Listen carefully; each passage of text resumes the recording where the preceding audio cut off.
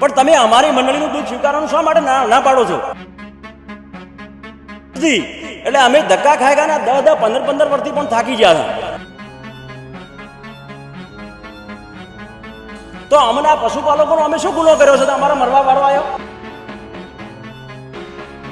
મારે મુખ્યમંત્રી ભૂપેન્દ્ર પટેલ અને કલેક્ટર સાહેબ અને જે તે લાગતા વખતા અધિકારીઓ બનાસ ડેરીના ચેરમેન હોય,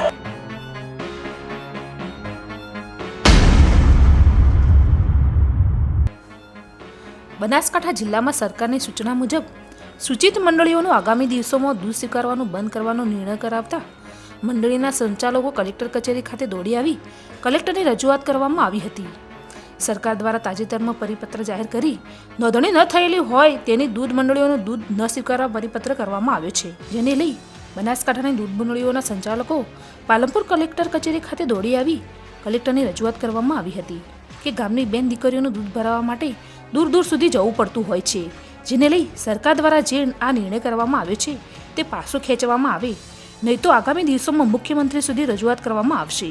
આજરોજ જિલ્લા કલેક્ટરને રજૂઆત કરી તેમની માંગણીઓ રજૂ કરવામાં આવી હતી.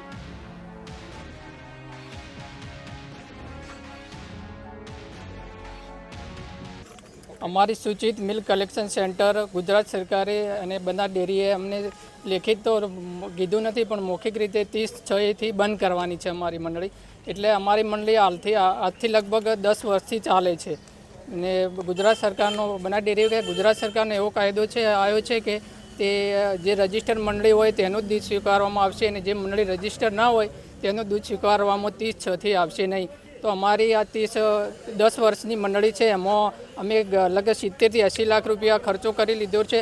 અને મહિલાઓ માટે અમે મહિલાઓ નજીકમાં સેન્ટર મળે તો અમે મહિલાઓ સુરક્ષિત રીતે દૂધ ભરાવી શકે તે માટે અમે સૂચિત કલેક્શન સેન્ટર લીધેલું છે.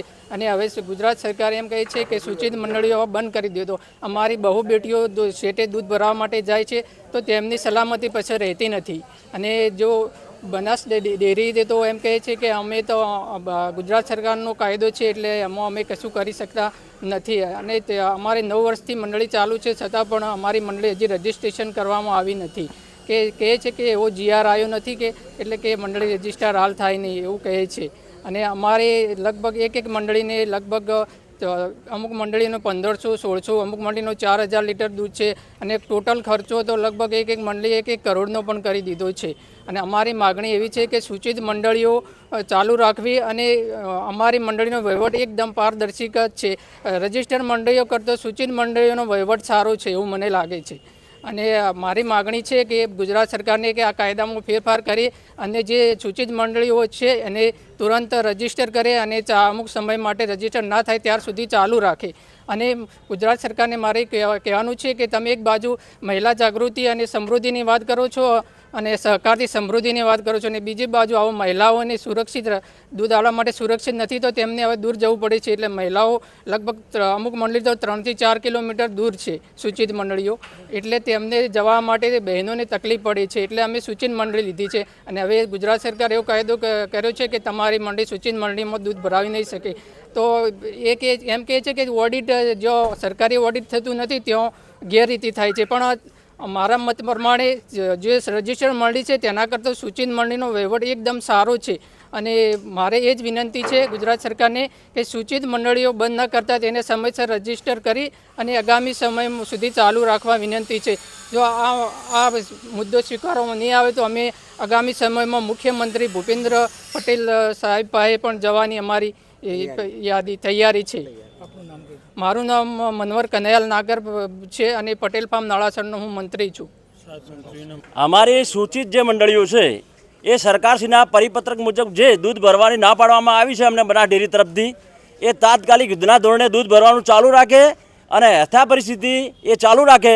અમને કોઈ વધો નથી.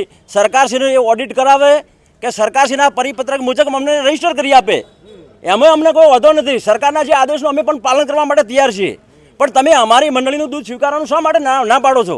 જ્યારે બનાસ ડેરી પણ અમે ધક્કા ખાતા હતા કે રજિસ્ટ્રાર પણ ધક્કા ખાતા હતા, એ વખતે રજિસ્ટ્રાર એમ કહેતા હતા કે ભાઈ રજિસ્ટ્રાર સાહેબ છે એમ કહેતા હતા કે ભાઈ હાલ પરિપત્ર અને અમારા પણ કોઈ GR આવેલો નથી. એટલે અમે ધક્કા ખાઈ ગયા 10 15 વર્ષથી પણ થાકી ગયા હતા. તો એના માટે સરકારશ્રીને કોઈક નિર્ણય તો લેવા પડે ને. તો અમને આ પશુપાલકોનો અમે શું ગુનો કર્યો છે? તો અમારા મરવા વાળો આવ્યો.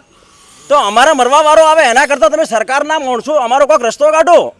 તમે સરકારમાં અમે તમારા સાથે છીએ અને અમારો જો વ્યવસ્થિત નિર્ણય નહીં નીકળે તો આના પાછળ પણ મોટી પરિસ્થિતિ સર્જાય એવું સમસ્યા છે. આમાં બાઈ બૂન બેટી 2-3 કિલોમીટર થોડું દૂધ ભરાવા જવાની છે. એના માટેની સરકારશ્રીને મારે મુખ્યમંત્રી ભૂપેન્દ્ર પટેલ અને કલેક્ટર સાહેબ અને જે તે લાગતા અધિકારીઓ બનાસ ડેરીના ચેરમેન હોય કે બનાસ ડેરીના એમડી હોય એમને પણ હું કહેવા માગું છું કે સાહેબ આનો નિકાલ ગમે તે યુદ્ધના ધોરણે કાઢો ને કે અમે તો પશુપાલકો મરી જઈશું કે શું આત્મહત્યા કરીશું. એ તમારા માટે અને તમારા માટે ને તમારા હાથે અમે જોઈન્ટ છીએ એટલા માટે તમને આ નિવેદન કરવા આવ્યા છીએ. માટે મહેરબાની કરી અને ઘટતું કરવા કાર્યવાહી કરશો. મારું નામ કાંતિભાઈ હીરાભાઈ પ્રજાપતિ, મુજાહિદપુરા સૂચિત મંડળી ચેરમેન. કેન્દ્ર સરકારના આદેશ પ્રમાણે સૂચિત મંડળીઓનું દૂધ સ્વીકારવામાં આવતું નથી અને સરકારનો આદેશ છે કે રજિસ્ટર્ડ મંડળીઓ કરેલી હોય તેમનું દૂધ સ્વીકારવામાં આવશે. પરંતુ જ્યારે પરથીભાઈ ચેરમેન હતા ત્યારે તેના શાસનની અંદર અમે 2005ની અંદર અમારી મંડળી ચાલુ કરેલી હતી અને આજે મંડળીનું મંડળીનું પ્લોટ લીધેલો, મકાન બનાવ્યું અને મકાન બનાવ્યા પછી ઉપર સોલાર કરેલું છે અને જનરેટર ટોટલી વસાવી લીધું છે અને 1 કરોડ રૂપિયાનો ખર્ચો કરેલો છે. અને હવે આ દૂધ મંડળી સ્વીકારવું ના પડે છે ત્યારે